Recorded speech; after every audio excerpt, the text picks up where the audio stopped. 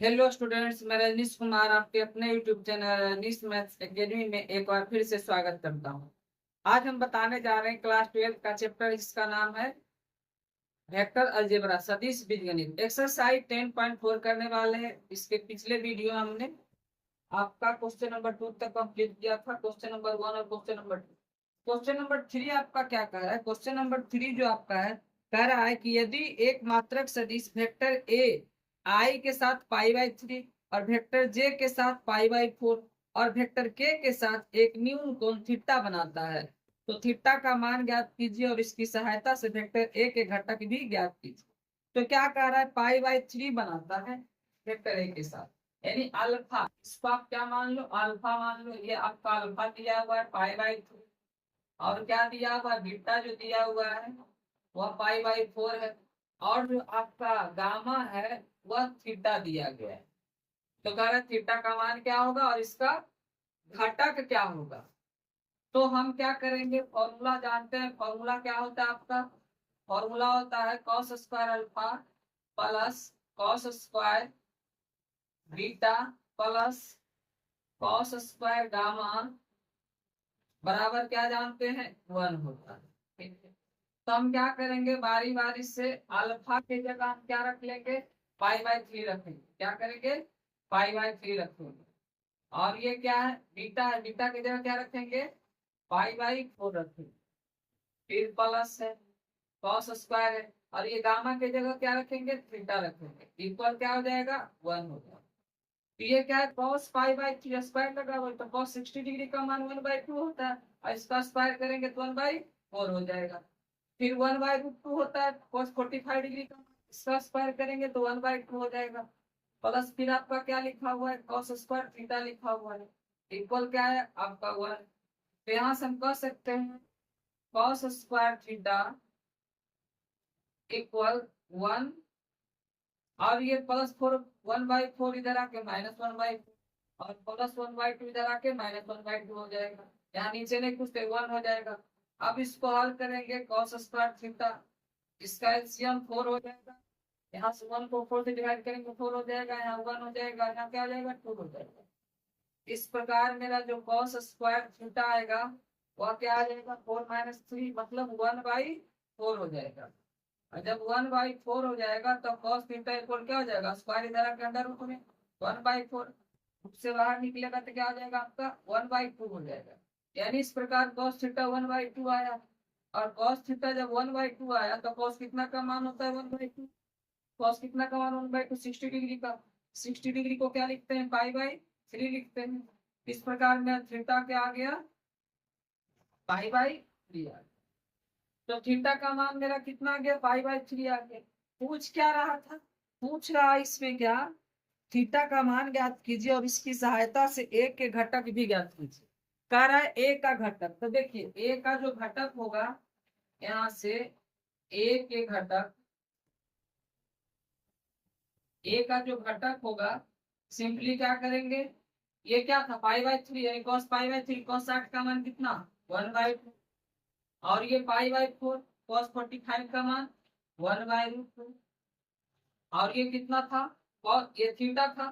Theta निकल के आया कितना? 60 डिग्री। तो यहाँ cos 60 का मान 1/2। इस प्रकार ये आपका इसका घटक हो गया। ये क्वेश्चन नंबर 3 आपका कंप्लीट हो गया। क्वेश्चन नंबर 4 आपका कह रहा है, क्वेश्चन नंबर 4 कह रहा है क्या? क्वेश्चन नंबर 4 में कह रहा है कि दर्शाइए कि vector A minus vector B. Question number 4 जो कह रहा है, दर्शाइए कि vector A minus vector B cross vector A plus vector B equal होता है 2 into vector A cross vector B होता है। ये कह रहा है प्रूव करने के लिए कि vector A minus vector B cross vector A plus vector B बराबर क्या हो जाएगा? 2 वेक्टर ए क्रॉस बी हो जाएगा। अब क्या करेंगे? हम एलएचएस से लेके चलते हैं। तो एलएचएस मेरा क्या है? Vector A minus vector B cross vector A plus vector B. तो वेक्टर ए को पहले वेक्टर ए से गुना करेंगे, यानी वेक्टर ए क्या हो जाएगा? वेक्टर ए क्रॉस वेक्टर ए हो जाएगा। फिर वेक्टर ए को बी से करेंगे, प्लस हो जाएगा, तो vector A cross vector B, फिर माइनस लिखेंगे वेक्टर बी, तो minus vector B cross vector A, फिर माइनस प्लस क्या हो जाएगा, माइनस हो जाएगा, वेक्टर बी को वेक्टर बी से करेंगे तो vector B cross vector B हो जाएगा। ठीक है, फिर उसके बाद क्या लिखेंगे, आपका वेक्टर ए क्रॉस ए है, तो जब सेम रहता है क्रॉस में रहता है तो उसका मान 0 हो जाता है। और ये क्या लिखा हुआ है, vector A cross vector B लिखा हुआ है, और ये क्या हो जाएगा, माइनस लिखा हुआ है। आप वेक्टर बी क्रॉस ए को लिख सकते हैं minus vector A cross B, और माइनस पहले से लिखा हुआ है तो माइनस माइनस प्लस, अब इसको क्या लिख लेंगे, vector A cross vector B. ठीक है, फिर minus vector B cross vector B क्या हो जाएगा, ये आपका सेम है तो 0 हो जाएगा। इस प्रकार ये आप दोनों को ऐड करोगे तो हो जाएगा 1 वेक्टर ए क्रॉस बी और 1 वेक्टर ए क्रॉस बी, आ जाएगा 2 वेक्टर ए क्रॉस बी। इस प्रकार आपका RHS आ गया। ठीक है, इस प्रकार आपका क्या हो गया, ये प्रूव हो गया। अब क्वेश्चन नंबर 5 का, क्वेश्चन नंबर 5 कह रहा है क्या, लेमडा और म्यू का मान ज्ञात करना है। किसका मान ज्ञात करना है, लेमडा और म्यू का। कह रहा है कि लेमडा का मान निकालिए और किसका मान कह रहा है, म्यू का मान, दोनों का मान निकालने बोल रहा है, जिसमें से दिया गया है आपका, दिया गया क्या है, 2i plus 6j plus 27k, 2i plus 6j plus 27k, और एक और वेक्टर दिया गया है जो दिया हुआ है आपका i plus lambda J plus mu के, i plus lambda J plus mu के। ठीक है, और क्या कह रहा है, इक्वल में 0 वेक्टर दिया आपका, क्या है, 0 वेक्टर। ठीक है, तो आपका इसमें से लेमडा का मान पूछ रहा है, म्यू का मान क्या होगा। जब आपका 2 वेक्टर दे दिया, उसका क्रॉस प्रोडक्ट जो है 0 दिया हुआ है, तो लेमडा का मान क्या होगा और म्यू का मान क्या होगा। तो हम चलते हैं, यहां से लिखेंगे क्या आपका, ये आपका हो जाएगा आई, ये हो जाएगा आपका जे, और ये हो जाएगा आपका जे। तो ये इस आई में 2 से गुना है, इस जे में 6 से गुना है, इस के में 27 से गुना है, इस आई में 1 से गुना है, इस जे में लेमडा से गुना है, इस के में म्यू से गुना है। ठीक है, इस प्रकार मेरा जो है एक डिटर्मिनेंट आ गया, और इक्वल में क्या दिया हुआ है, 0 दिया। अब क्या करेंगे, यहां से लिखेंगे क्या, यहां से क्या लिखेंगे, आई लिखेंगे, क्या लिखेंगे, आई लिखेंगे। जब आई लिखेंगे तो डिटर्मिनेंट को जब हल करते हैं तो इस आई के सामने 2 और 1 है, इस आई के सामने जे और के है, तो ये जे और के हट जाएगा, 2 और 1 हट जाएगा, तो क्या बचेगा, 6 27 म्यू, ये लेमडा और म्यू। अब दोनों इसको हल करेंगे इस डिटर्मिनेंट को, तो क्रॉस मल्टीपल हो जाएगा, 6 को म्यू से करेंगे तो 6 म्यू हो जाएगा, बीच में चिन्ह माइनस होता है, और 27 को लेमडा से करेंगे तो हो जाएगा 27 लेमडा। ठीक है, फिर उसके बाद क्या लिखेंगे, माइनस जे लिखेंगे, क्या लिखेंगे, माइनस जे लिखेंगे, और जे लिखने के बाद फिर क्या करेंगे, यहाँ से लिखेंगे क्या आपका, जे के सामने आई और ये हट जाएगा, जे के सामने 6 और लेमडा ये हट जाएगा, तो बचेगा क्या, 2 27 1 और म्यू। 2 को म्यू से करेंगे तो क्या आ जाएगा, 2 म्यू आ जाएगा, क्या आ जाएगा, 2 म्यू आ जाएगा, बीच में चिन्ह क्या हो जाएगा, माइनस हो जाएगा। 27 को 1 से करेंगे ये आपका 27 आ जाएगा, क्या आ जाएगा, 27 आ जाएगा। फिर उसके बाद आपका क्या हो जाएगा, प्लस में के लिखेंगे, क्या लिखेंगे, प्लस में के लिखेंगे, और जब के लिखेंगे तो के लिखने के बाद क्या आ जाएगा, के के सामने 27 है और म्यू ये हट जाएगा, के के सामने ये जे और आई हट जाएगा, बचेगा 2 6 1 और लेमडा। 2 को लेमडा से करेंगे 2 लेमडा, माइनस 6 को 1 से करेंगे 6, यानी आ जाएगा 2 लेमडा -6 इक्वल में 0 आ जाएगा। इक्वल में क्या आ जाएगा? 0 आ जाएगा। अब जब इक्वल में 0 आ जाएगा तो यहां से क्या करेंगे हम? देखिए, हमको म्यू और लेमडा का मान चाहिए, तो यहाँ से म्यू भी दिया हुआ है, लेमडा भी। यदि इसके बराबर 0 करते हैं तो ना ही हमें म्यू का मान पता है, ना ही लेमडा का मान पता है। लेकिन यदि हम इससे करते हैं तो इससे म्यू का मान आ जाएगा, और इससे करते हैं तो लेमडा का मान आ जाएगा। मतलब हम कह सकते हैं कि 2 म्यू -27 इक्वल क्या कर लेंगे? 0 कर लेंगे। तो मेरा 2 म्यू जो होगा इक्वल -27, लेफ्ट से राइट जाएगा +27। इस प्रकार मेरा म्यू का मान क्या आ जाएगा? 27/2 आ जाएगा। फिर आपका क्वेश्चन क्या ये, फिर आपका क्या हो जाएगा? 2 लेमडा। यदि हम ले चले 2 लेमडा -6 करें, इक्वल में क्या हो जाएगा? 0 हो जाएगा। तो 2 लेमडा इक्वल क्या हो जाएगा? -6 इधर आके +6 हो जाएगा। तो लेमडा इक्वल टू क्या हो जाएगा? ये 2 से कैंसिल आउट करेंगे, 3 बार में चला जाएगा, यानी लेमडा का मान 3 आ जाएगा। इस प्रकार आपका क्वेश्चन नंबर 5 कंप्लीट हुआ। क्वेश्चन नंबर 6 आपका क्या कहता है? क्वेश्चन नंबर 6 जो है, क्वेश्चन नंबर 6 क्या कहता है कि वेक्टर a डॉट b 0 दिया हुआ है और वेक्टर a क्रॉस b भी 0 है। सारा वेक्टर a डॉट b 0 दिया हुआ है, और क्या 0 दिया है? Vector a cross vector b भी 0 दिया हुआ है। तो आपका वेक्टर a डॉट b 0 दे दिया, वेक्टर a क्रॉस b 0 हो गया। तो कह रहा है कि वेक्टर a और वेक्टर b के बारे में क्या निष्कर्ष निकाला जा सकता है? देखिए, यहाँ से निष्कर्ष निकालने की बात है तो ये वेक्टर a डॉट b 0 दिया हुआ है। इसका मतलब यह होगा कि या तो वेक्टर a 0 होगा या तो वेक्टर b 0 होगा, तब आपका a डॉट b 0 आ जाएगा। ठीक उसी प्रकार से वेक्टर a क्रॉस b 0 है, तो आप वेक्टर a 0 लोगे या वेक्टर b 0 लोगे, इस प्रकार आपका वेक्टर a क्रॉस b 0 आ जाएगा।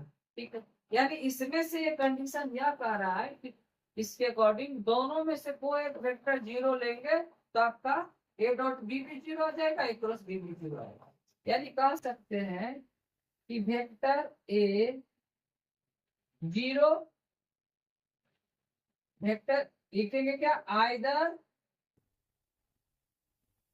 वेक्टर a 0 और वेक्टर b 0, या तो वेक्टर a 0 हो जाए या तो वेक्टर b 0 हो जाए, तब आपका a डॉट b भी 0 आ जाएगा और a क्रॉस b भी 0 आ जाएगा। इस प्रकार आपका क्वेश्चन नंबर 6 जो है कंप्लीट हुआ। आपका क्वेश्चन नंबर 7 यह कह रहा है कि इसमें से 3 वेक्टर दिया हुआ है, एक वेक्टर a है, एक वेक्टर b है, एक वेक्टर c। वेक्टर a जो दिया हुआ है a1i plus a2j plus a3, और वेक्टर जो आपका b दिया हुआ है b1i plus b2j plus b3 को, और वेक्टर c जो दिया है c1i plus c2j plus c3j। तो कह रहा है कि सिद्ध करें कि prove that vector a cross vector b plus c, यानी b प्लस c को ब्रैकेट में लिखा गया। इसका मतलब कि b और c को, वेक्टर b और c को क्या करेंगे? ऐड कर लेंगे। ऐड करने के बाद वेक्टर a के साथ उसका क्रॉस प्रोडक्ट निकाल लेंगे, ये LHS हो जाएगा। RHS क्या हो जाएगा? वेक्टर a क्रॉस b, मतलब a और b का क्रॉस निकाल लोगे, फिर उसके बाद a और c का क्रॉस निकाल लोगे। निकालने के बाद क्या करोगे? दोनों को ऐड कर लोगे। इस प्रकार आपका RHS आ जाएगा। इसको सावधानी से थोड़ा करिएगा तो हो जाएगा। हम इस क्वेश्चन को छोड़ देते हैं, ये क्वेश्चन आप बनाओगे ध्यान से तो ये बन जाएगा क्वेश्चन नंबर 7। हम चलते हैं क्वेश्चन नंबर 8 की ओर। क्वेश्चन नंबर 8 की ओर जब चलते हैं तो क्वेश्चन नंबर 8 मेरा क्या कहता है? क्वेश्चन नंबर 8 मेरा यह कह रहा है कि वेक्टर a 0 अथवा वेक्टर b 0, कह रहा है क्या कि वेक्टर a 0 अथवा वेक्टर b 0, तो वेक्टर a क्रॉस b 0 होगा। क्वेश्चन ये कह रहा है कि वेक्टर a 0 दिया हुआ अथवा वेक्टर b 0 दिया हुआ है, तब क्या होता है? वेक्टर a क्रॉस b 0 होता है। तब क्या होता है आपका? वेक्टर ए क्रॉस बी 0 होता है।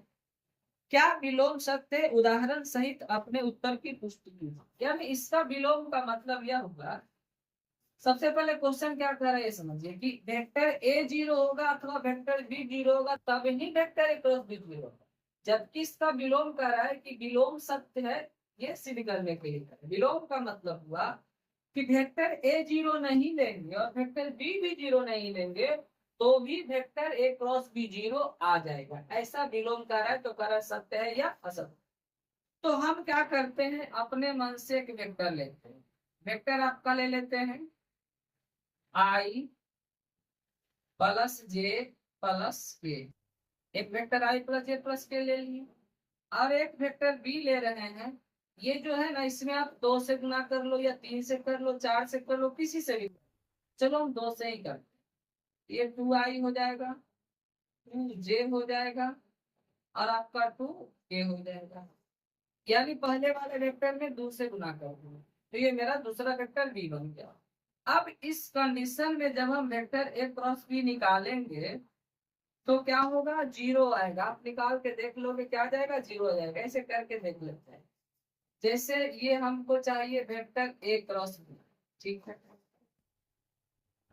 ये आपका आई है, ये आपका जे है और ये आपका, इस आई में 1, इस जे में 1, इस के में 1, यहाँ 2, यहाँ 2, यहाँ भी 2। तो इसको जब हल करेंगे वेक्टर ए क्रॉस बी निकालेंगे तो ये आई लिखेंगे।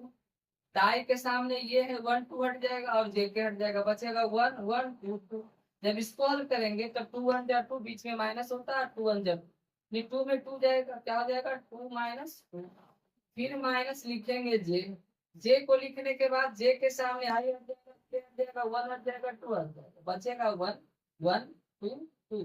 तब 2 1 जा 2 हो जाएगा, माइनस फिर 2 1 जा 2 हो जाएगा, यहाँ भी 0 आ जाएगा।